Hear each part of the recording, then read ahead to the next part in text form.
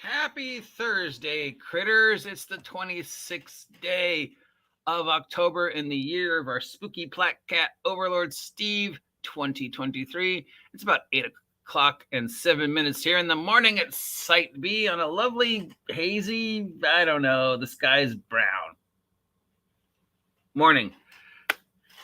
It's Thursday, which means it's time for Dagger Heart Beats. That's right. That's still the name. Thank you again to the individual who suggested the name. I just can't remember which one of you it is, but that's the name until I change it. Dagger Heart Beats. Time to check in with our friends over at Critcial Role, which isn't that hard because they live over the hill in Calabasas. So yeah, how come you never invite me over, guys? Look at all the free press I give you. At this point, am I the only person still talking about Daggerheart? I kind of feel like I am, and I'm not sure that's a good thing. But for once, the number one story in Critcial Role news isn't about what Critcial Role did right or wrong. It's about former Critcial Role, whatever, tentatively connected individual, Wil Wheaton. Wil Wesley Crusher Wheaton posted a tweet the other day giving sour lemons to Critcial Role for not giving Felicia Day enough credit. Mr. Wheaton claims in a now deleted text that he wished that Critcial Role gave Felicia Day more credit for getting them started. What does Wil Wheaton mean by that? Well, if you turn back the Wayback Machine, all the way back to the early ages of the interweb, Felicia Day, star of stage, screen, book, and generally cool individual who I almost met once. 17 minutes away from meeting her, but then that got screwed over, but that's a different story. I almost met Felicia Day once. I don't know if she remembers that, but I do. So Felicia Day used to have a thing called Geek and Sundry, or the Flug, whatever. She just did sort of the sorted geeky things, and she wanted a D&D show on Geek and Sundry, and she reached out to fellow voice actor Matt Mercer, and they're like, hey, do you know anybody who play D&D? And I'm like, oh yeah, I play D&D. And what about this person? And this person's like, oh yeah, I know them from my comedy club, and they play D&D. And then Mercer's like, oh, that guy's in my game. And so through happenstance, what we now know as Critcial Role began its early days playing Pathfinder on Geek and Sundry. And then Geek and Sundry went one direction, Felicia Day went another direction, and Critcial Role, I don't know, what have they ever done since then? Now, Wil Wheaton claims that they don't give Miss Day enough credit for, birthing them. Let's forget the fact that she has written the introduction for the history book on the Critcial Role. She has voice acted in at least one, if not more, episodes of Vox Machina. They regularly mention her whenever there's like a Q&A, like they recently did a Ask Q&A, most searched, the thing that they do with famous people where they look up questions on the internet and then they get the famous people to answer them. Like, how did OGGM hail, square off sandwich? And then you're like, what is that thing? Anyways, they mentioned her. Critcial Role and Matt Mercer and the regular individuals in it on a regular basis, at least once a year, if not longer, acknowledge Felicia Day. They're very much, I think, general knowledge for anybody who takes time to even do a minimum of research to know that Critcial Role and Felicia Day and Geek and Sundry and all the where and happenstance and what may or may not, whatever. I'm not here to spread rumors. But anyways, yeah. So Mr. Wheaton posted a thing claiming that they don't give her enough credit for the origins. And I think it's safe to say that, yeah, they do. So I don't know what's going on with Wheaton. And if you read all the responses on the article, it's over here on comicbook.com, the character sheet.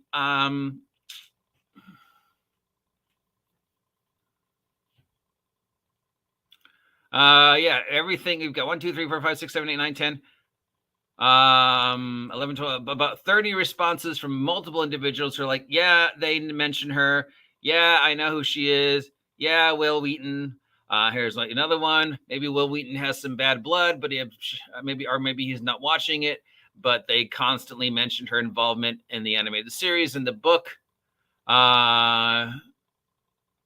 Anyways, the tweet was removed. So if you're wondering what the latest gossip regarding Critical Role is that Wil Wheaton is bad-mouthing them, and apparently the general response is no, even I. No, like, dude, they mention Felicia all the time. Moving on. We have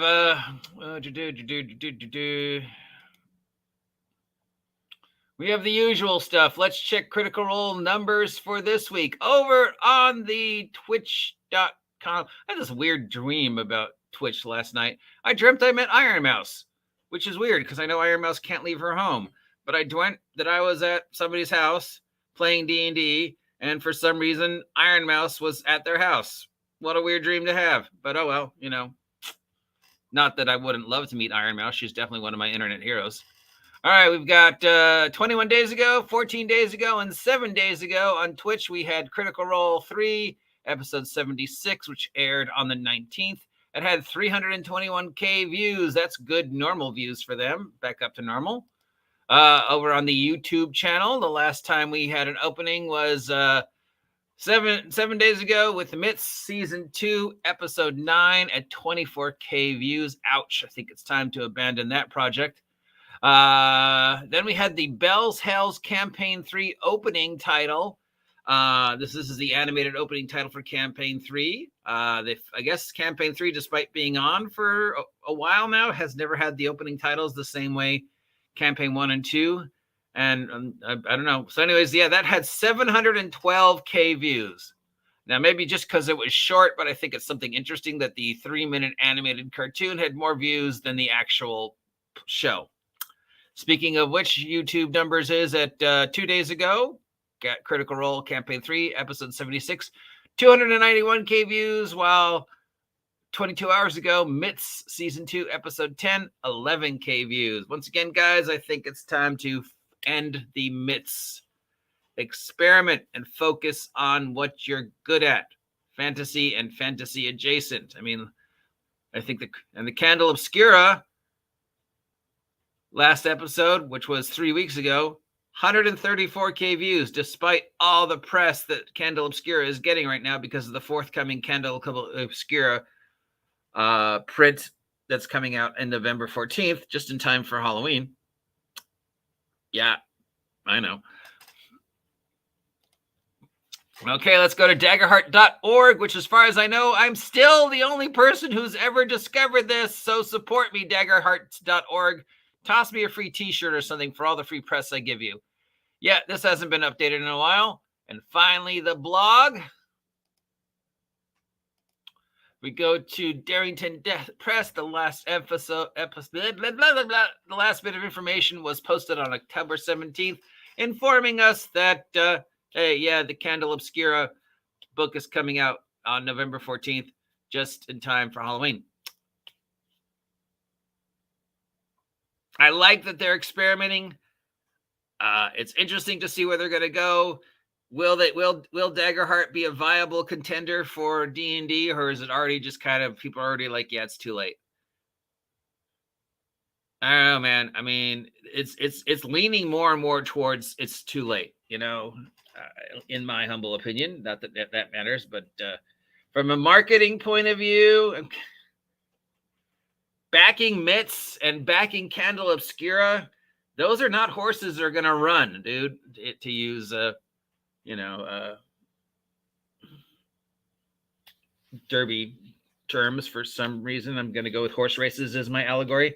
Yeah, those aren't horses that are going to run. The Candle Obscura genre is a niche within a niche within a niche. It is a very, very small audience, and it has very little appeal to the wider audience that Critical Role main has. So, yeah, Candle Obscura and Myths, backing Myths. I mean, again, niche within a niche within a niche doesn't have the wherewithal to make it to the, win, place, or show. that say them doing things that people are more associated with, like fantasy adjacent, even Honey Heist. I mean, stuff like that. I think that's what people want to see. And if they want to, grab the largest percentage of audience, then it needs to have that same emotional resonance and wide fan appeal that CR has. Because let's face it, CR fans, 80% of them are people who never played D&D and just love the story and the characters and the involvement, So that's the same mentality that they have to go into for advertising and pushing Candle Obscura and the other thing in that. Now, of course, obviously the Critical Role avalanche sort of happened on its own. There was no real rhyme or reason. There was no real direction.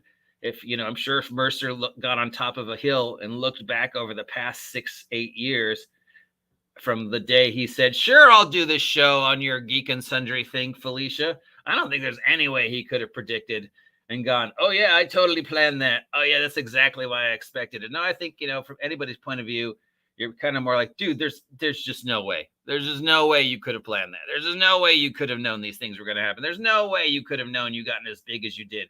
There's no way you could have planned for Stranger Things. There's no way you could have planned for Stephen Colbert. There's no way you could have planned for the pandemic. There's no way you could have planned any of the things that happened to make the dominoes fall to lead Critical Role to where it is now. But now it knows what its fan base is. It knows what it's the heart and soul of its audience wants, and that's what it needs to run with going forward into 2024 if it wants to remain competitive and it wants to, be the logical alternative for the people who don't want to play 5e, which is, I guess, the goal of Daggerheart, whether they admit it or not. And right now, from my point of view, my little industry insider point of view, that's not really what they're doing. But I don't know. Maybe I'm wrong. Maybe what they're doing makes perfect sense to other people. I don't know. What do you think? Do you think back in Candle Obscura and Mitts was the right choice for them right now? Or should they let us know more about what's going on with Daggerheart? And then that weird Mortal Kombat where they used To the Last Gasp. That was just like, why? What is such an obscure choice? Oh, we want to push our own system, a system you haven't done anything with for over a year. Who even knew that existed? You mentioned it once. And then you're like, let's do Mortal Kombat in this game. It's like, no. Why don't you use a system that already been designed to facilitate martial arts role play? Or use Powered by the Apocalypse? Or use Candle Obscura? Or I don't know, that might have been a good preview for Daggerheart. How about a weekly Daggerheart update? I mean, look at Games Workshop. They give us a weekly update every week, even if there's nothing to talk about. I don't know. I think that's what people would like to see, but maybe I'm wrong. Let me know what you're thinking. That's it for Daggerheart Beats this week. If you appreciate this nonsense, let me know. If you don't appreciate this nonsense, let me know. Hey, neighbors, Matt Mercer and Marisha Ray, who live in Calabasas, how about giving me some, support for all the free press I give you? I don't think there's anybody out there talking about Daggerheart as much as I do. And if you appreciate this, please take a moment to like, share, subscribe. Help me reach 2,000 subs by the end of the year. Buy my merch, link down below. Talk to you guys soon. And Wil Wheaton, come on, man.